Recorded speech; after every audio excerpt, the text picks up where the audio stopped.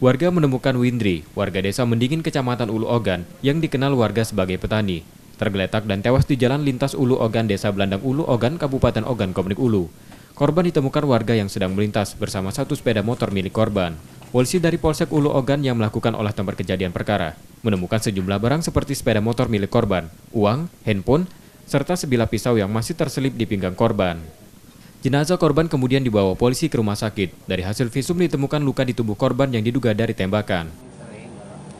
Untuk sementara diperkirakan korban ini karena ada luka, terdapat luka, dua luka di muka, dahi depan, dan di dada. Diperkirakan korban terindikasi pembunuhan. Istri korban Oktarini yang juga mengantar ke rumah sakit mengaku tak mengetahui ada masalah apa suaminya dengan orang lain karena selama ini ia melihat korban tak ada persoalan dengan orang lain. Oh, masih di rumah. Aku nelpon jam 11 tadi masih di rumah. Iya. Jam 11 siang tadi. Tidak ada cerita. Udah nanti ngomong nak pergi kemana gitu ya.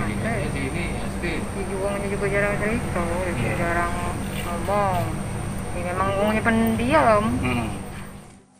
Polsek Ulu Ogan masih menyelidiki kasus tersebut untuk mengetahui pelaku dan motifnya.